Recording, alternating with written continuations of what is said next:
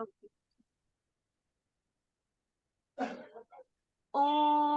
भूर्भुवः स्वः तत्सवितुर्वरेण्यं भर्गो देवस्य धीमहि धियो यो न प्रचोदयात्। ॐ भूर्भुवः स्वः तत्सवितुर्वरेण्यं भर्गो देवस्य धीमहि धियो यो न प्रचोदयात्।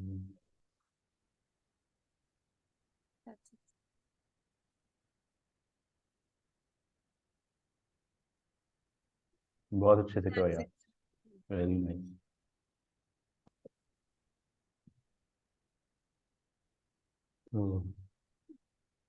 मैम भी आ गए।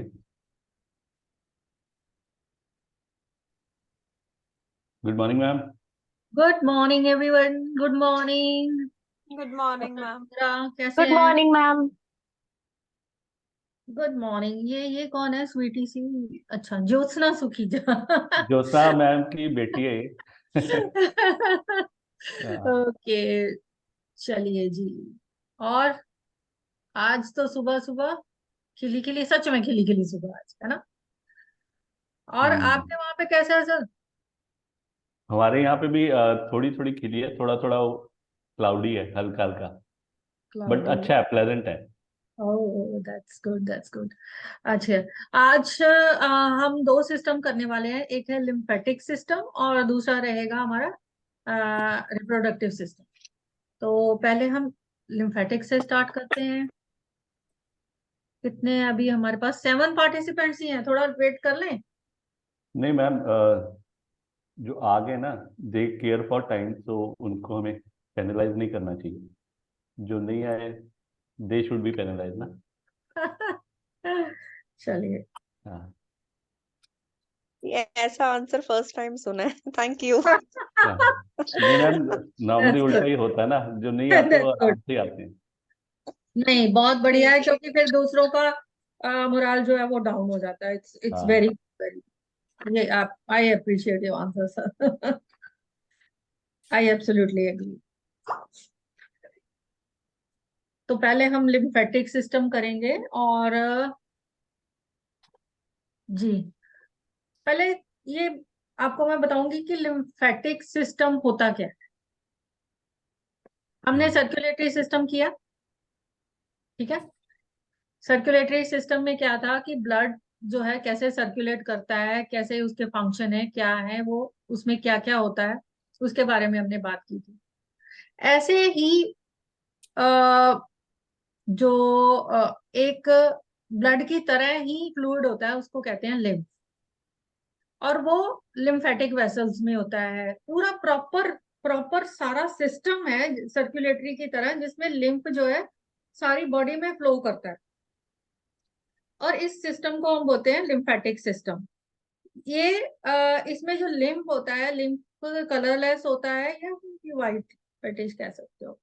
और ये जो है इसमें WBCs होते हैं। WBC जब हमने फर्स्ट टाइम, आपको शायद याद हो, हमने ब्लड किया था, जब हमने सेल और टिश्यू किए थे, ठीक है।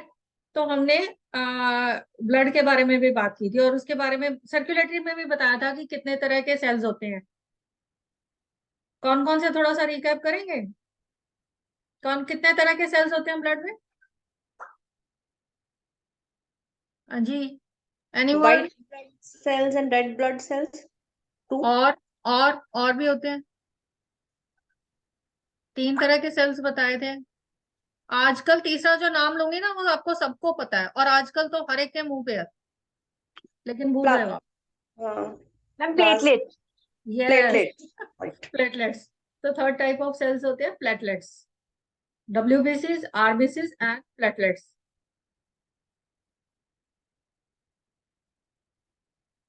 तो अभी हम बात करेंगे लिम्फ की। हाँ जी, स्लाइड्स दिखा दीजिए। स्लाइड पे आइए। तो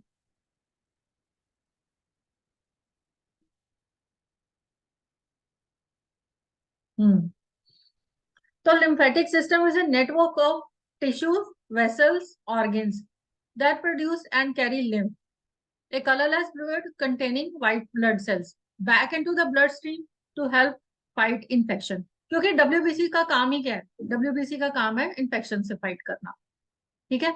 और ब्लड में तो और भी सेल्स होते हैं, लेकिन इसमें सिर्फ WBCs होते हैं। तो इसका मेनली क्या काम हुआ? इन्फेक्शन फाइट करना, ठीक है, इन्फेक्शन से फाइट करना, इन्फेक्शन को रोकना। और जैसे उसमें भी था, ब्लड वेसल्स थे, इसमें भी है, टिश्यू था, इसमें भी है, ऑर्गन्स है, इसमें भी है। तो जैसे सर्कुलेटरी सिस्टम में था, इसमें भी है, ठीक है। और इसमें जैसे बोन मैरो के बारे में भी हमने बात की थी कि बोन मैरो जो है वो बनाता है, ब्लड सेल्स बनाता है। ऐसे bone marrow is also a part of lymphatic system. अब इसमें ऑर्गन्स कौन से आएंगे? अब सर्कुलेटरी सिस्टम में तो एक ही मेजर ऑर्गन था, एक ही था ना। कौन सा था? कौन सा ऑर्गन होता है सर्कुलेटरी सिस्टम में? एक, उसके बिना हार्ट। यस, सर्कुलेटरी सिस्टम के बिना, हार्ट के बिना तो एग्जिस्ट ही नहीं कर सकता। और उसके साथ जुड़े हुए ऑफ कोर्स बहुत सारे ऑर्गन्स थे, जिसमें लंग्स भी थे, किडनीज भी थी, मेनली हार्ट था। और इसके साथ क्या जुड़े हुए ऑर्गन्स कौन से हैं? थाइमस है, एडिनॉइड्स है, टॉन्सिल्स है, स्प्लीन है। अब मैं इसके बारे में थोड़ा थोड़ा आपको बताऊंगी कहाँ कहाँ पे है। आप एक बार ये वो देखिए, डायग्राम देख लीजिए। टॉन्सिल्स का सबको पता है? टॉन्सिल्स का पता है ना? कहते हैं जी इसको टॉन्सिल्स हो गए हैं जी, टॉन्सिलाइटिस हो गया है, इन्फेक्शन हो गई टॉन्सिल्स में। तो गले के अंदर जब आप मुंह खोलेंगे, दोनों साइड पे, इस साइड पे, दोनों साइड पे टॉन्सिल्स होते हैं। टॉन्सिल्स जो है पार्ट ऑफ लिम्फेटिक सिस्टम। उसके बाद मैंडिबुलर यहाँ पे होते हैं, ठीक है, यहाँ पे होते हैं, यहाँ पे होते हैं, ठीक है। ये भी जो है पार्ट ऑफ लिम्फेटिक सिस्टम है। फिर यहाँ होते हैं, ठीक है, गर्दन में होते हैं, यहाँ होते हैं, फिर यहाँ होते हैं, यहाँ होते हैं, आर्म पिट्स में होते हैं, ठीक है, इधर होते हैं, इंग्वाइनल रीजन में होते हैं जो आप देख ही रहे हो, ठीक है।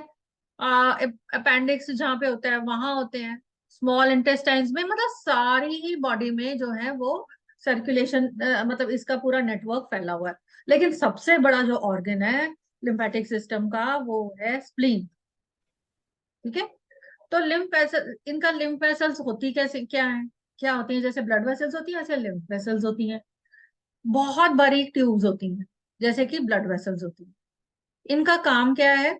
इनका काम है कि मूव करना लिम्फ को टिश्यूज से लेके लिम्फ नोड्स तक, लिम्फ को मूव करते हैं डिफरेंट टिश्यूज से लिम्फ नोड्स तक। और लिम्फ नोड्स क्या है? आप ये देख रहे हो छोटे छोटे बीन्स जैसे, छोटे छोटे बीन्स जैसे दिख रहे हैं सारी बॉडी में नेटवर्क, ठीक है ना। तो ये लिम्फ ग्लैंड्स होते हैं या लिम्फ नोड्स होते हैं, लिम्फ नोड्स, ठीक है। स्मॉल बी शेप्ड ऑर्गन्स होते हैं ऑफ द लिम्फेटिक टिश्यू। अब लिम्फ, लिम्फेटिक फ्लूइड का एक फंक्शन कहूँ या डिसफंक्शन कहूँ, या मतलब अनफॉर्चुनेटली कहूँ या कुछ भी कहूँ, इसका ये भी काम है कि ये कैंसर सेल्स जो हैं वो लिम्फेटिक सिस्टम के थ्रू फैलते हैं, मूव करते हैं। इस प्रोसेस को बोलते हैं मेटास्टेसिस। कैंसर कहाँ होता है? ऑर्गन में। लेकिन वो कह देते हैं ना कि बॉडी में फैल गया, अलग अलग ऑर्गन्स में फैल गया। तो ये किससे फैलता है? लिम्फेटिक टिश्यूज जो है उसके थ्रू फैलता है। बिकॉज इनका काम तो वैसे है प्रोटेक्शन करना, लेकिन कई बार मतलब जो एक ऐसी स्टेज आ जाती है कि जब ये भी नहीं कर सकते प्रोटेक्शन, तो वो हावी हो जाते हैं, तो फिर कैंसर सेल्स जो है वो फैल जाते हैं। अभी जैसे जब हम कैंसर की क्लासिफिकेशन करते हैं तो उसमें एक क्लासिफिकेशन का पार्ट लिम्फ नोड्स भी होता है कि लिम्फ नोड्स क्या इन्वॉल्व हैं या नहीं, लोकल लिम्फ नोड्स इन्वॉल्व है या दूर के लिम्फ नोड्स भी इन्वॉल्व है। तो इसकी क्लासिफिकेशन लेके इसका पार्ट, जो क्लासिफिकेशन का पार्ट है वो लिम्फ नोड्स को लेके भी होता है। नेक्स्ट।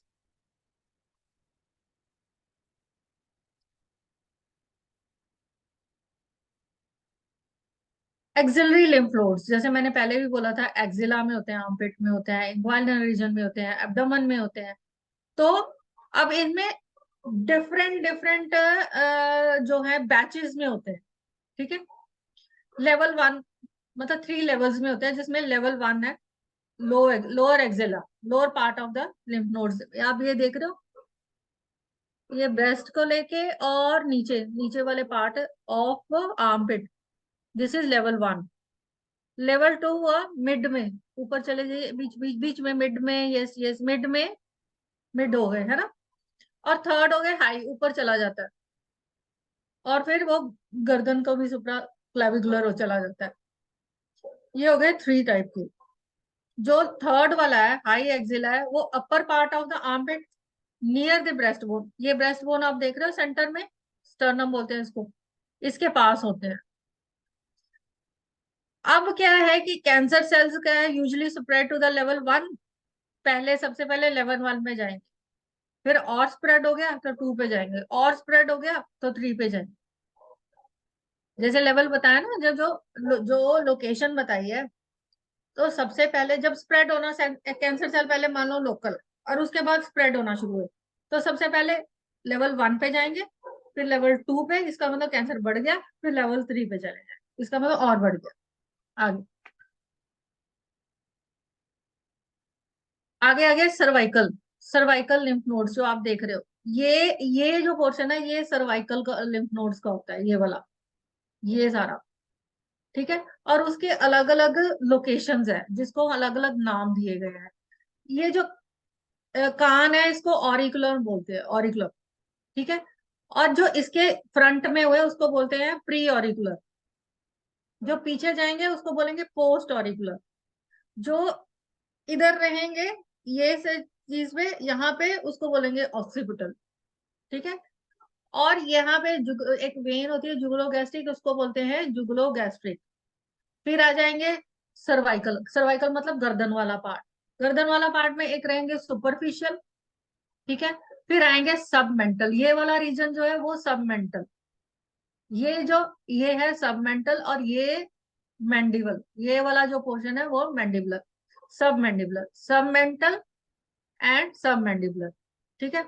उसके बाद आ गए पोस्टीरियर सर्वाइकल, जो पीछे वाला पोर्शन होता है उसको बोलते हैं पोस्टीरियर, जो आगे वाला बोलते हैं उसको interior.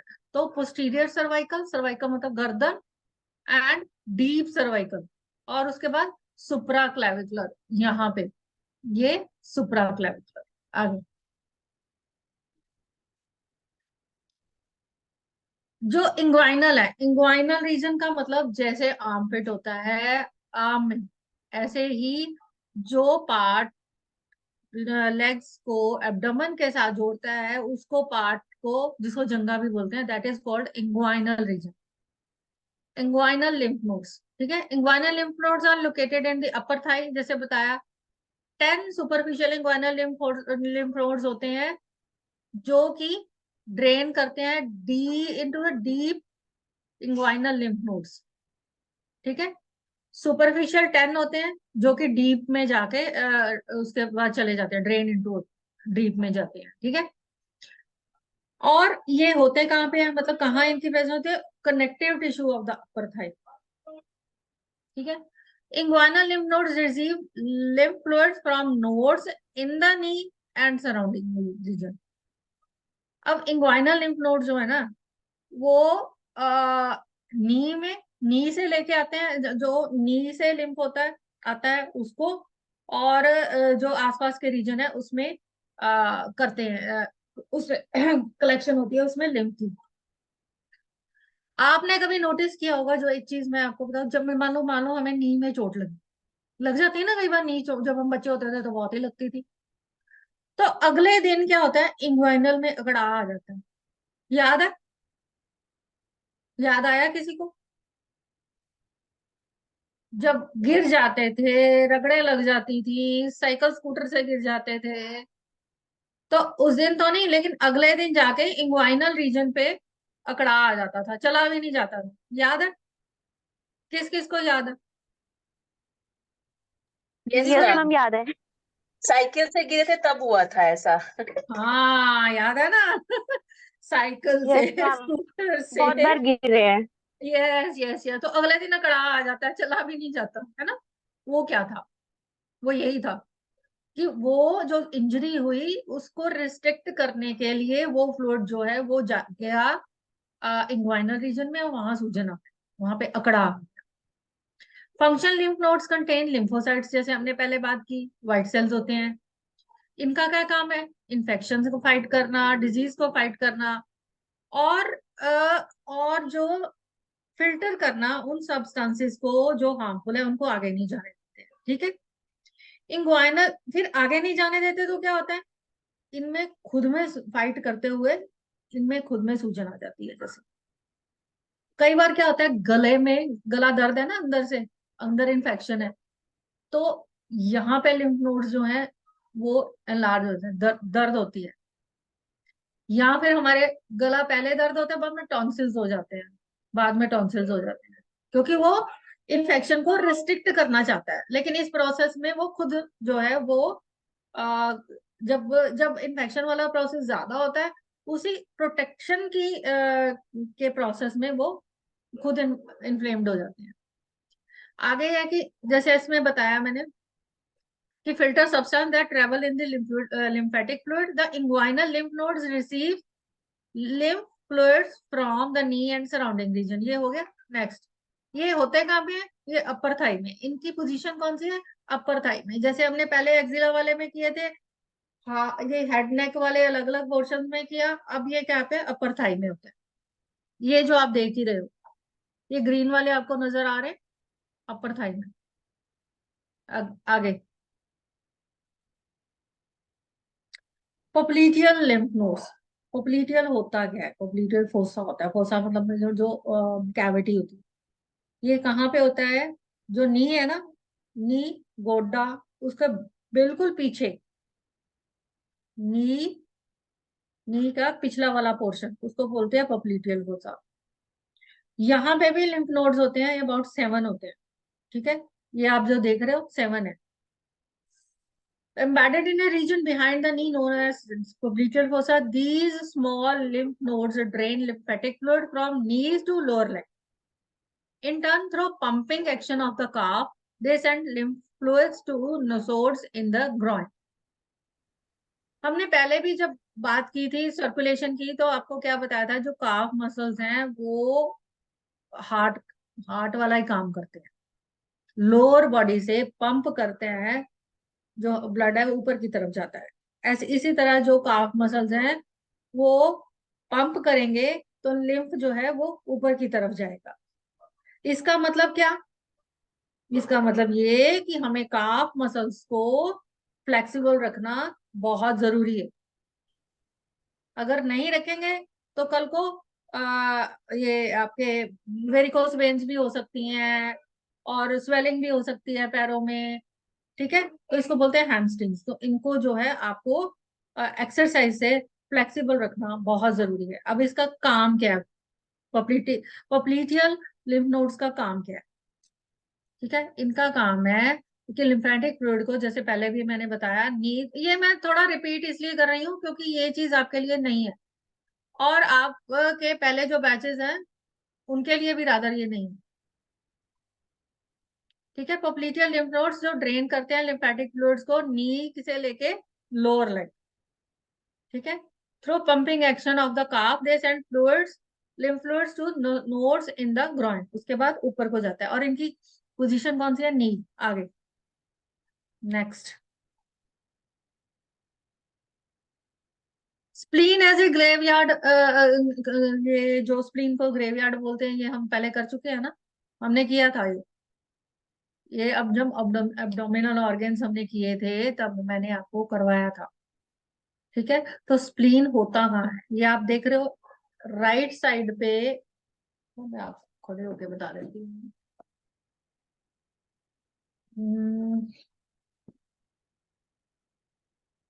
This is my right side, here is liver, opposite side ये वाला, दिस इज स्प्लीन। लिवर के ऑपोजिट साइड पे, लेफ्ट साइड पे स्प्लीन होता है। ये काफी बड़ा ऑर्गन, 2 ऑर्गन्स में हमारी बॉडी में बहुत बड़े बड़े ऑर्गन्स होते हैं, एक लिवर और स्प्लीन। ऑपोजिट एक दूसरे के आमने सामने होते हैं। तो spleen is a large organ about size of a fist, ठीक है। जो हमारा हार्ट है that is also size of a fist, लेकिन ये इससे भी बड़ा होता है, थोड़ा बड़ा होता है। यहाँ पे फिस्ट लिखा है but it is bigger than that, almost इतना इतना होता है। The lymphatic system located in the upper left section of the abdomen. The spleen filters pathogens. Pathogens होते हैं जो disease causing bacteria होते हैं या viruses होते हैं, and foreign material from blood, and helps it drain the immune system. ठीक है। To recognize the invader, ये मतलब कौन कौन से इन्वेडर्स हैं, कौन से बैक्टीरियाज हैं, कौन से वायरसेस हैं, इसको ये इनको पहचानने में मदद करता है, ठीक है। और उसके बाद रिसाइकल करता है ओल्ड सेल्स को, ओल्ड रेड सेल्स को। जब मलेरिया होता है, मलेरिया में क्या होता है, मलेरिया में रेड सेल्स जो हैं वो डैमेज होते हैं, massive damage of red cells होते हैं, ठीक है। उसमें स्प्लीन का जो है वो रोल काफी उसमें पार्टिसिपेट करता है। तो ये होता कहाँ है स्प्लीन, जैसे मैंने बताया एब्डोमेन में। इज इट ओके, समझ आ रहा है? Yes yes ma'am. मैम। हाँ जी। चलिए Yes, ma'am. Next, thymus. ये जो है ये यहाँ पे होता है थायराइड, इसके नीचे होता है थाइमस, यहाँ पे। Thymus is a small organ located under the sternum in the front anterior part of the chest, यहाँ पे होता है।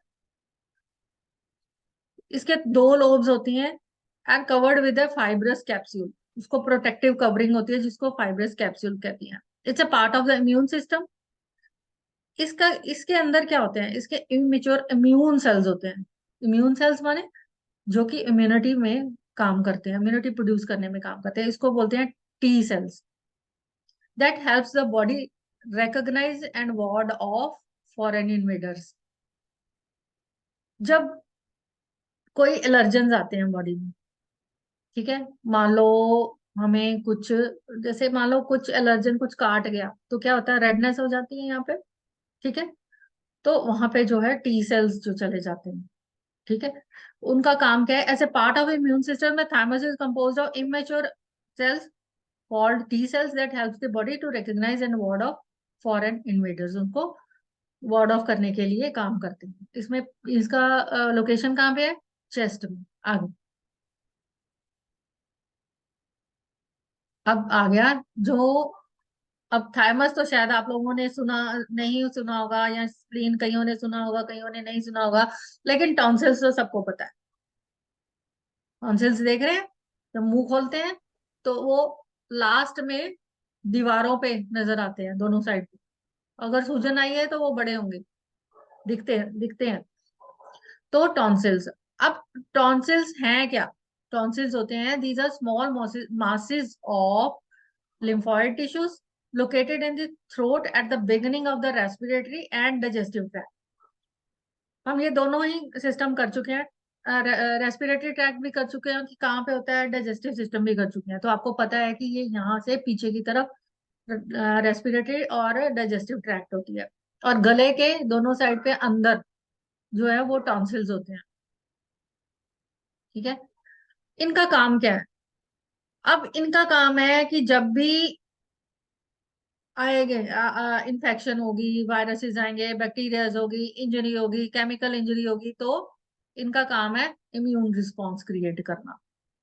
तभी होता है ना कि बैक्टीरियाज आ गए, वायरसेस आ गए, जो इन्फेक्शन होगी उसके बाद टॉन्सिल जो है स्वोलन हो जाते हैं। वो कहते हैं कि भाई अब तुम्हारी इन्फेक्शन बढ़ गई, पहले सिर्फ रेडनेस थी अब ये भी स्वेलिंग हो गई, तो इसका मतलब इन्फेक्शन बढ़ गई। एक्चुअली इनका काम क्या है, प्रोटेक्टिव काम, प्रोटेक्शन करते हैं, लेकिन इस प्रोसेस में इनकी खुद की इन्फ्लामेशन हो जाती है। Tonsils fight infection by stopping germ entering the body through the mouth or nose. They contain white cells which kill germs. होते कहाँ पे हैं, थ्रोट में होते हैं। आगे अब हम बात करेंगे जो बीमारियां हैं, यूजुअली कौन कौन सी बीमारियां होती हैं?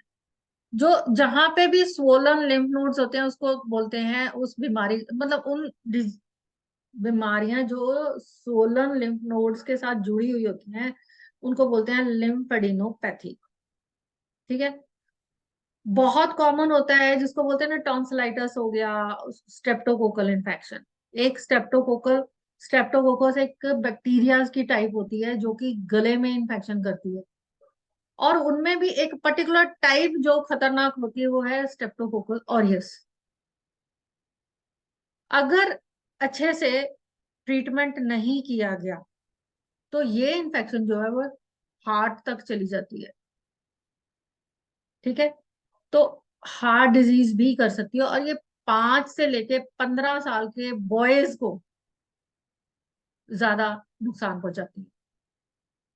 मोनोनी इसलिए कि इसीलिए कहा जाता है कि यहाँ तो देखो आप होम्योपैथिक या आयुर्वेदिक मेडिसिन कर रहे हो तो भी डॉक्टर के से पूछ के बंद करो, अपने आप बंद नहीं करनी। अगर एलोपैथिक कर रहे हो तब तो पता ही है, तब तो डेफिनेटली वो आपको बोलेंगे कि 5 दिन एंटीबायोटिक्स खानी है, 7 दिन खानी है, 10 दिन खानी है। तो डॉक्टर से पूछे बिना कुछ भी अपना सेल्फ ट्रीटमेंट जो है वो खतरनाक होता है। अगर आप ऐसा सेल्फ ट्रीटमेंट अपने आप करते हो, अपने आप बंद करते हो, तो ये ऐसी बीमारियां जैसे स्ट्रेप्टोकोकल इन्फेक्शन की बात की है वो हो जाती है, और अल्टीमेटली हार्ट की प्रॉब्लम। जबकि हमारी थोड़ी सी केयरलेसनेस जो है वो आगे चल के कितना नुकसान कर देती है। फिर मोनोन्यूक्लियोसिस, ये भी बीमारी है, इसमें सारे इसमें बुखार होता है। जैसे सिम्टम्स तो वही होते हैं जुकाम बुखार वाले, लेकिन साथ साथ जो है लिम्फ नोड्स हैं वो सूज जाते हैं। Lymphadenitis, swelling accumulation of the fluid, lymphedema. ठीक है, जिसमें स्वेलिंग हो जाती है, जिसमें इकट्ठा हो जाता है फ्लूइड।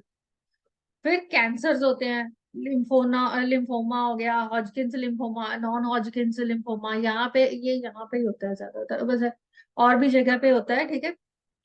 लेकिन ये कैंसरस सेल्स होते हैं। अब इसको देखो पहचानने का तरीका तो ये है कि आ, इन बायोप्सी भी की जाती है, और आपके स्कैन अलग अलग जो स्पेशलाइज्ड स्कैन्स होते हैं उनसे भी पता चलता है। लेकिन इससे एक चीज होता है, कैंसर में होता क्या है? एक तो है कॉमन मास। मास मतलब कि सूजन हुई, फिर थोड़ी स्वेलिंग हो गई, चलो रसौली भी बोल दें। अब कैंसर सेल्स में कैंसर क्या होता है कि अनकंट्रोलेबल, अनऑर्गेनाइज्ड ग्रोथ सेल्स की होनी शुरू हो जाती है, उसको बोलते हैं कैंसर। ठीक है। तो ये जो है हॉजकिंस लिम्फोमा और नॉन हॉजकिंस लिम्फोमा, और अलग अलग तरह के और भी कैंसर सेल्स। ठीक है। नेक्स्ट,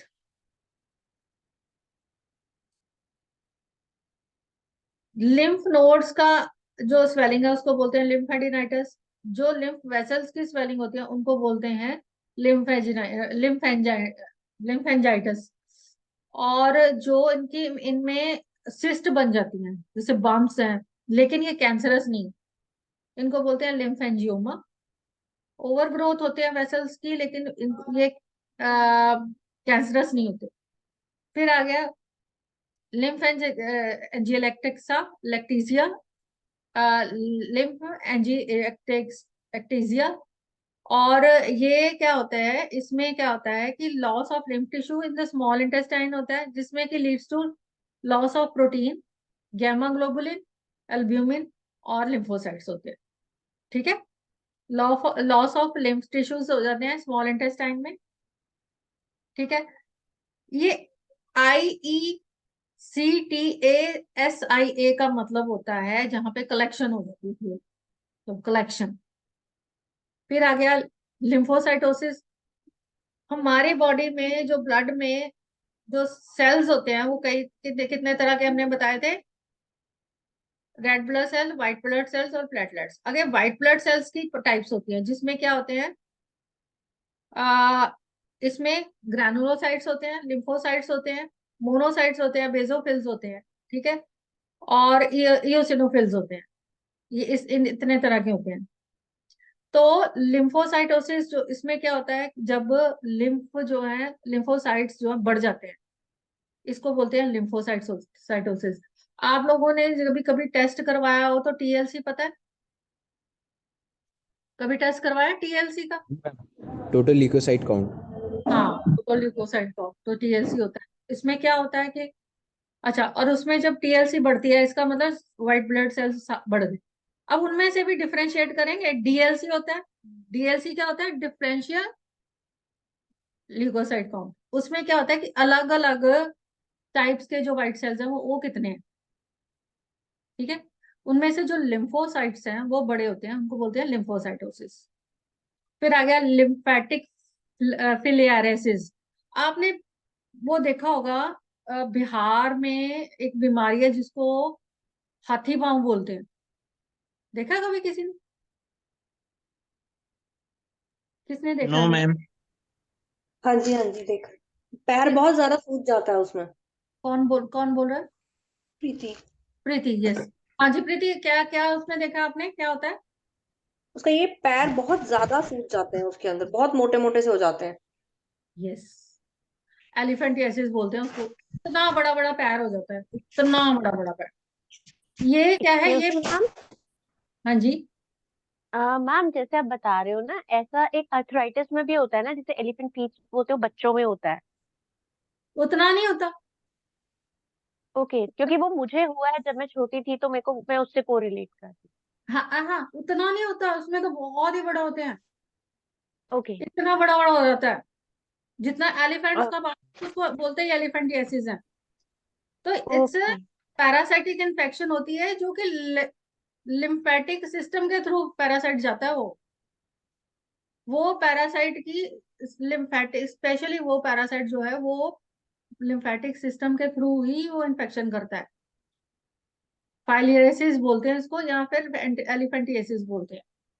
फिर आ गई कासलमैन डिजीज, ठीक है। इसमें over growth of the cells होती है इन बॉडी, जो लिम्फेटिक सिस्टम। आगे आ गया लिम्फेंजियो लियोमायोमेटोसिस। ये क्या होता है? एबनॉर्मल मसल लाइक सेल्स होते हैं जो कि ग्रो होना शुरू हो जाते हैं, ठीक है।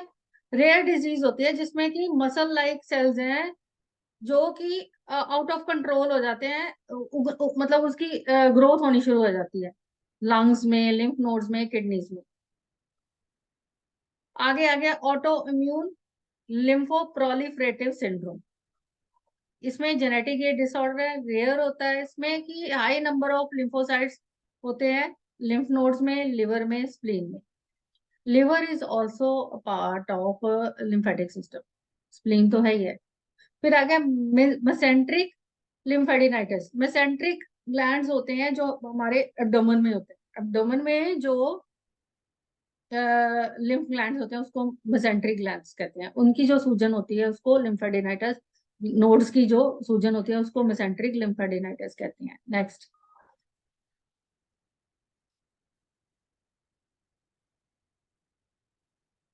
अब है कि हमें पता कैसे चलेगा कि ये बीमारी हो रही है, क्या हो रहा है।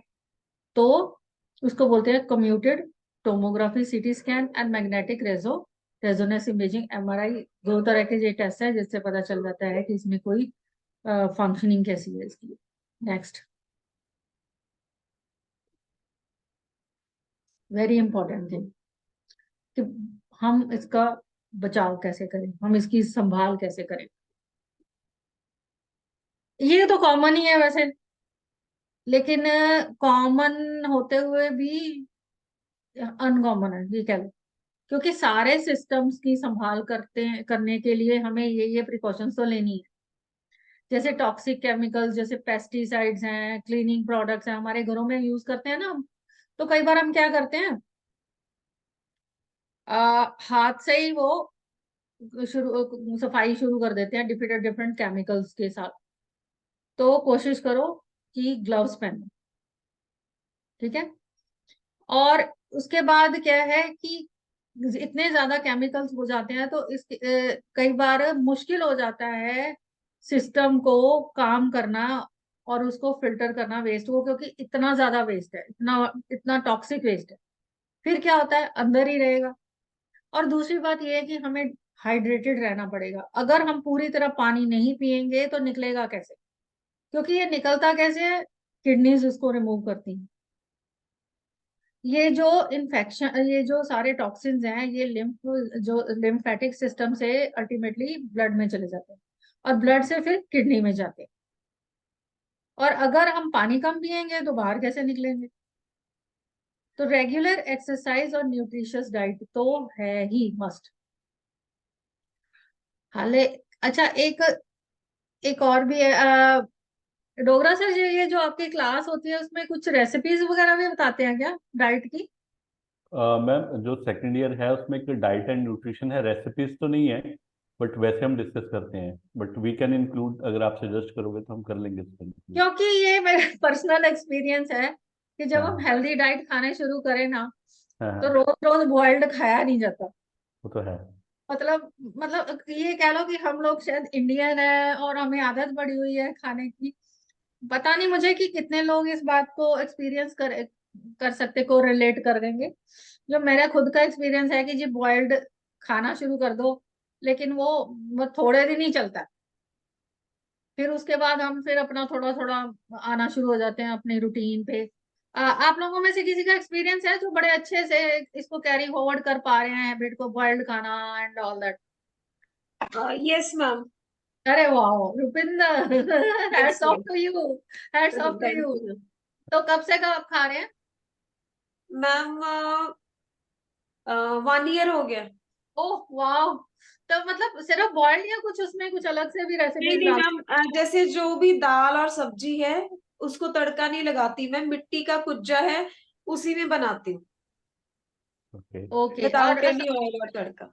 और वेरी गुड। और सब्जी भी विदाउट ऑयल ना? हाँ जी मैम। Oh that's. बहुत कभी कभी रेयरली होता है कि तड़का लगा के बनाते हैं, अदरवाइज वो मिट्टी के बर्तन है मेरे पास।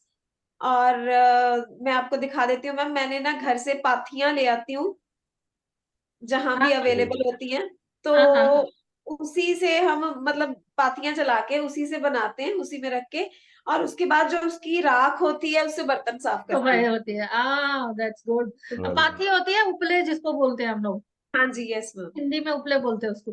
अरे हाँ जी। वाह दैट्स गुड। रुपिंदर, हमें तो जरूर चाहिए भाई आपसे रेसिपीज, ने खा खा के यस बॉइल्ड यस सब्जियां मैम। बोर हो जाते श्योर। थोड़े।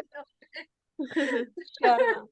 और जैसे रॉ फूड है, ठीक है, रॉ फूड भी जो मैं कहते हैं कि अगर रेगुलर, हाँ मतलब एक मील या एक टाइम पे रॉ फूड तो मतलब मुझे लगता है कि खा सकती हूँ। अगर मुझे कोई बोले कि तीनों मील्स में रॉ फूड खा लो और हमेशा ही खा लो, तो मेरे लिए तो नहीं पॉसिबल। थोड़े दिनों बाद मेरे हाथ खड़े हो जाएंगे। और आप रॉ फूड भी खाते हो? Yes ma'am, in morning only fruits. अच्छा, ओनली मतलब वन वन हाँ वन जी, 1 मील। हाँ जी। वन से तो चलो खाए जाते हैं, लेकिन वही हाँ जी। रिपीटेडली तीन नहीं मैम, चार 3 टाइम्स तो नहीं। नहीं पॉसिबल। हाँ, फुल डे के लिए मुश्किल। That's good, that's good. हाँ जी, चलिए बैक टू अवर टॉपिक। हम्म,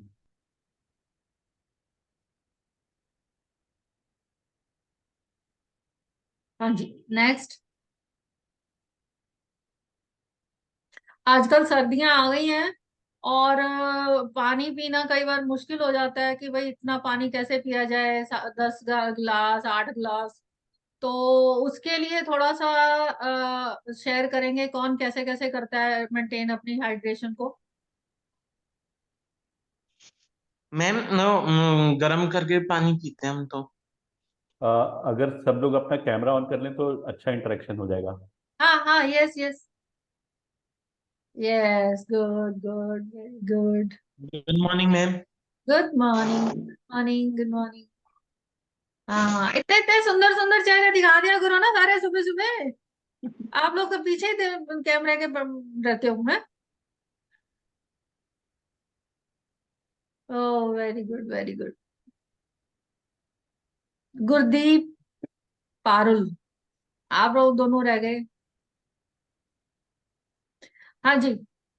तो अभी हम बात कर रहे थे, देखो वो ज्योत्सना जी ने अपनी बोतल रखी है। मुझे गुड लगता है मॉर्निंग। गुड मॉर्निंग कंकॉक्शन मैंने है अंदर कोई। पानी के रिमाइंडर के लिए ना इसमें मैं कुछ ग्रीन लीव्स डाल देती हूँ रात को, हम्म। और वो पूरे दिन का टारगेट होता है कि ये 2 बॉटल्स खत्म करनी है। अदरवाइज फिर भूल जाता था पानी पीना। ये सामने पड़ा होता है किचन में तो दिखता रहता है, अरे अभी और पीना है पीना है।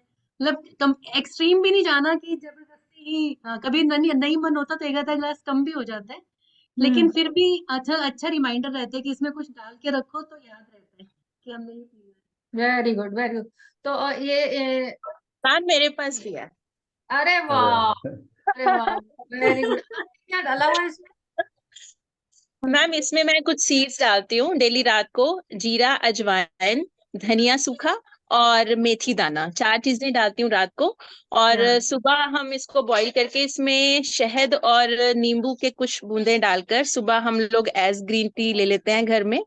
और उसके बाद जो ये बच जाता है इसमें मैं पानी मिक्स करके रख देती हूँ, इसमें गिलोय और तुलसी के पत्ते डाल देती हूँ सुबह ही।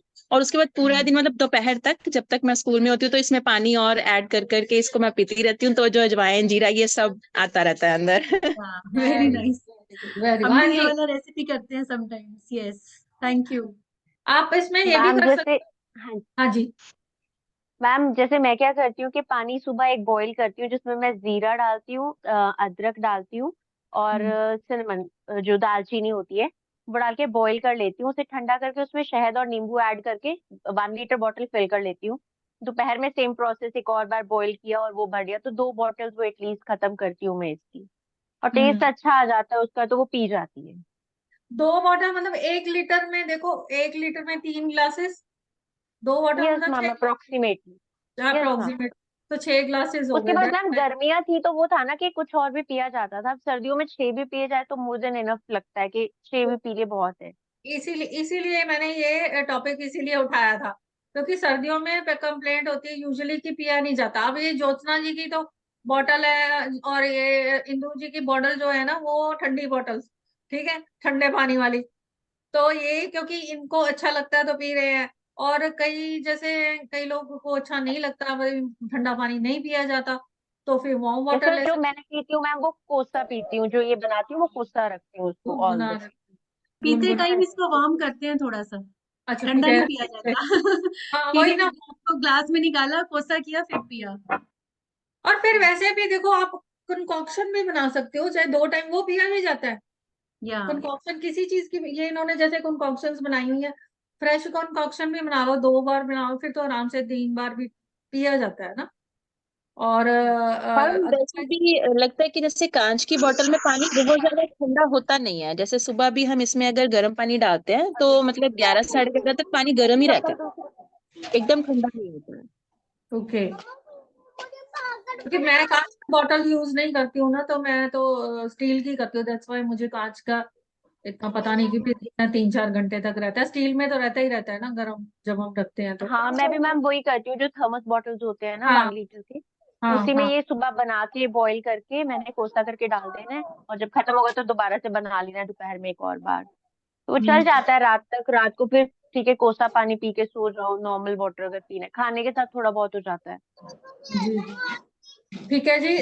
अभी आज हाँ बहुत अच्छे जानकारियां साझी हुई हैं, तो दैट्स वेरी गुड। और आप लोग अच्छा एक डोगरा सर आप कुछ बताने वाले थे कि वो थर्ड के लिए। मैम मैं वो सोच रहा था कि अब वो कर लें सेकंड चैप्टर, फिर उसके बाद हम 5 मिनट उस पर लगा लेते हैं ना। चलिए ठीक है। आप तो अभी फिर हम एक और चैप्टर करने वाले हैं, रिप्रोडक्टिव सिस्टम, ठीक है। Are you ready? गिर हम जाओगी सब तुम लोग। चलिए रिप्रोडक्टिव सिस्टम करते हैं शुरू। मैं कर रहा हूँ स्टार्ट।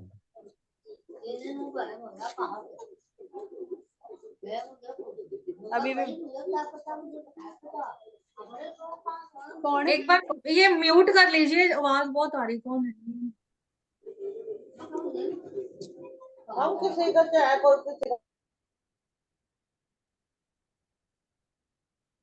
तो आज हम बात करेंगे रिप्रोडक्टिव सिस्टम की। रिप्रोडक्शन इज अ प्रोसेस, पहले क्या होता है कि रिप्रोडक्शन है क्या? रिप्रोडक्शन इज अ प्रोसेस जिसमें कि ऑफस्प्रिंग होता है, कि जो अगली मतलब जनरेशन आगे बढ़ती है, ठीक है। प्लांट्स में 2 तरह की होती है, सेक्सुअल और एसेक्सुअल।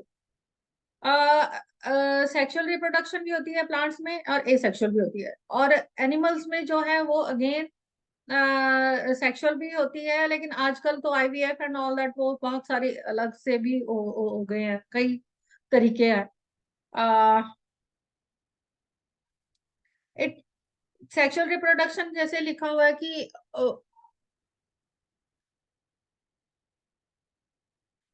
इसको साइड पे हो जाएगा। आपको अपनी स्क्रीन पे करना पड़ेगा, मैं करूंगा तो आपका नहीं होगा। अच्छा, मेरे हो नहीं रहा, एक मिनट मैं करके देखती हूँ। आप अपना जहाँ फोटो आ रही है उसको ड्रैग कर सकते हैं साइड पे। Okay. So sexual reproduction is a very complex process. It involves formation and transfer of gametes, followed by fertilization and then formation of zygote. Gametes कौन से होते हैं? Gametes होते हैं humans में एग और स्पर्म्स, और फर्टिलाइजेशन होती है, और उसके बाद जो फर्टिलाइज्ड एग होता है उसको बोलते हैं जाइगोट। और asexual reproduction होता है involves only one parent and the offspring produced is similar to the parent। ठीक है। आजकल क्लोनिंग एंड ऑल वो भी आपने सुना ही होगा, आजकल वो भी चल रहा है, बट बहुत ज्यादा इसके बारे में इतना ओपनली बात नहीं हो रही है, क्लोनिंग वगैरह के बारे में, ह्यूमन क्लोनिंग के बारे में इतनी ओपनली बात नहीं हो रही।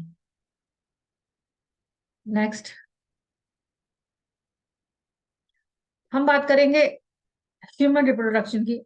एक बात, जो प्लांट्स में सेक्सुअल रिप्रोडक्शन है वो तो आपको पता ही है, लेकिन आपको ये भी पता होगा कि कुछ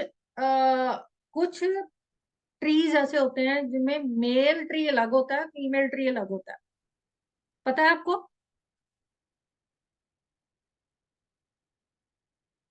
हेलो। Yes ma'am, yes. कौन कौन से होते हैं, कौन कौन से होते हैं? मैम मैंने पपाया के बारे में सुना है, पपाया ट्री होता है। मैंने पपाया भी भी होता है, हाँ पपाया भी होते हैं, और पाइन्स भी होते हैं, उसमें भी मेल फीमेल अलग अलग होते हैं।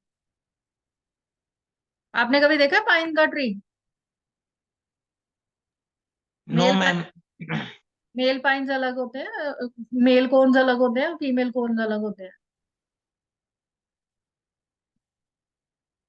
चलिए जी। मेरे ख्याल जो हम पाइनएप्पल लेते हैं उसमें भी एक अलग अलग होता है ना, मेल फीमेल शायद, है ना? हाँ वो पाइनएप्पल साइज, में भी। हाँ हाँ यस होता है, उसका साइज का भी होता है हिसाब, मेरा ख्याल हाँ, होता है। उसके ऊपर जो वो उसके ऊपर जो ग्रीन होती है, ब्राउन। पत्तियां होती है ना, हाँ, क्राउन जो हाँ होता है, फीमेल का छोटा होता है उसको क्वीन कहते हैं, और जो मेल होता है उसका बड़ा वाला क्राउन होता है तो उसको किंग कहते हैं। अगर आप हाँ एप्पल भी यस लेने यस जाएंगे तो उसको किंग और क्वीन दो क्वालिटीज हैं उसमें। यस यस यस, वो भी होता है, ऐसे पाइन्स में भी होता है। चलिए अब हम बात करते हैं, एक मिनट, स्लाइड नहीं दिख रही है मेरे को। यस, आ गई। तो ह्यूमन रिप्रोडक्शन में क्या होता है? Human undergoes sexual mode of reproduction and both the parents are involved and the offspring produced are genetically and physically different. अच्छा, इसमें एक बात आपको, चल आगे चल के मैं बात करूंगी इसके बारे में। अच्छा, गेमेटोजेनेसिस। गेमेटोजेनेसिस मतलब formation of egg and sperm. ठीक है। प्रोसेस कौन कौन सा? पहले ह्यूमन रिप्रोडक्शन है, उसमें कौन कौन से प्रोसेस रहेंगे? पहला आएगा गेमेट फॉर्मेशन, ठीक है, गेमेटोजेनेसिस बोलते हैं। फिर हो गया इंसेमिनेशन, मतलब transfer of sperm in female genital tract. फिर आ गया फर्टिलाइजेशन। फर्टिलाइजेशन जो है वो होती है ये हमने फाइब्रॉइड यूट्रस एंड वो कर, नहीं थर्ड ईयर में किया, यस थर्ड ईयर में किया था। अच्छा, फर्टिलाइजेशन जो होती है, मेल और फीमेल गैमेट्स जो है वो फर्टिलाइज होते हैं, फ्यूजन होता है, ठीक है। उसके बाद आ गई इम्प्लांटेशन। इम्प्लांटेशन जब होती है तो वो यूट्रस की इंटरनल जो वॉल है, दैट इज कॉल्ड एंडोमेट्रियम, वहां पे जाके वो इम्प्लांट करता है, ठीक है। फिर हो गया उसकी डेवलपमेंट, जिसको बोलते हैं एम्ब्रियोनिक डेवलपमेंट, और उसके बाद 28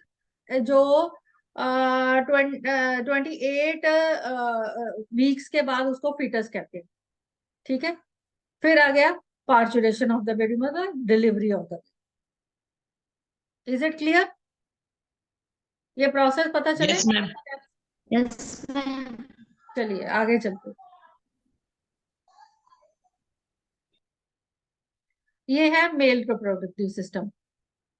वन देख लीजिए, आपको ये दिख रहा है डायग्राम, उसको तरफ देख लीजिए। वन है penis, urethra, scrotum, 3 number scrotum, 4 testicles, 5 seminal vesicles, और 6 है वास डेफरेंस। तो these are the parts of male reproductive system. जो टेस्टिस है, इंट्रा यूट्रन लाइफ में वो पेट में रहती है, ऊपर रहती है।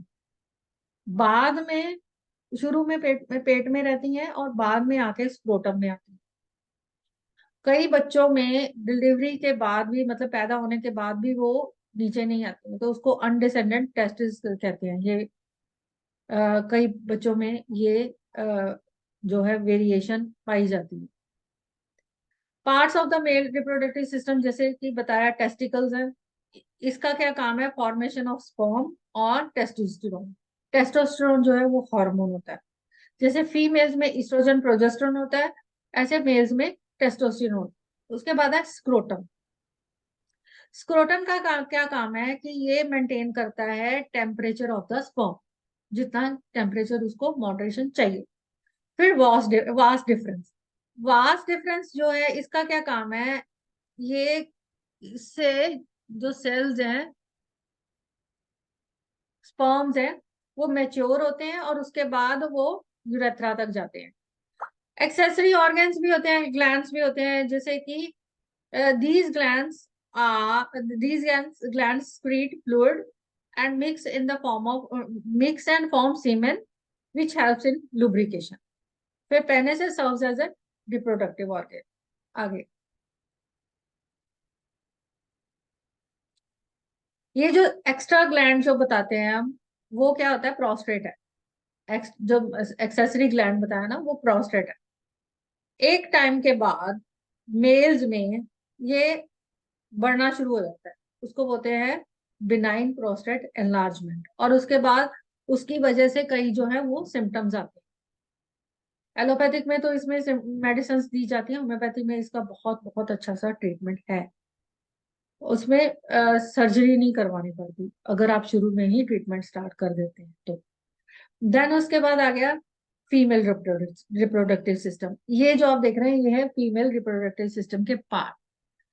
Number 1 is vagina. नंबर 2 जो है वो है सर्विक्स, एक्सटर्नल ओस, ठीक है। फिर है 3 इज इंटरनल ओस। सर्विक्स के 2 ओपनिंग्स होती हैं, एक्सटर्नल एंड इंटरनल। फिर ऊपर चला गया, ये जो बड़ा सा आप देख रहे हो, बड़ा सा, वो है दैट इज 7 नंबर जो है वो, दैट इज यूट्रस। यूट्रस से निकलती हुई दोनों तरफ से फेलोपियन ट्यूब्स हैं।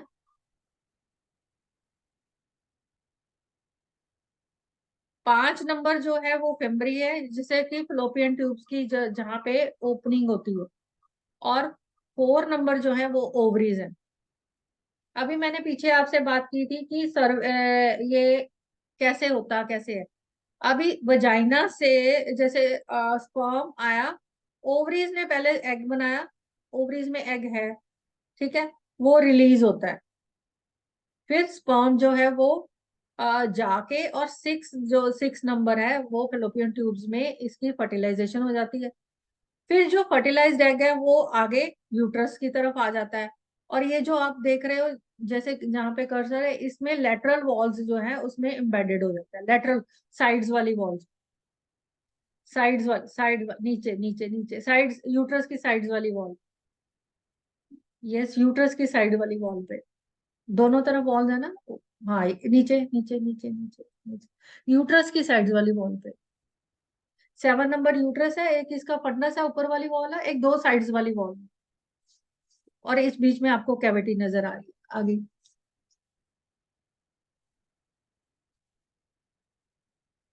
ये सारा मैं बता चुकी हूँ आपको। तो be your own doctor, be your own doctor, ताकि हेल्थ का ध्यान रखिए, अपना अच्छे से ध्यान रखिए ताकि बीमारियों से बचें रहें। अपना किचन गार्डन छोटा सा बना लीजिए, और जैसे भी प्रोसीजर्स आपको बताए जाते हैं नेचुरोपैथिक के उसको फॉलो कीजिए।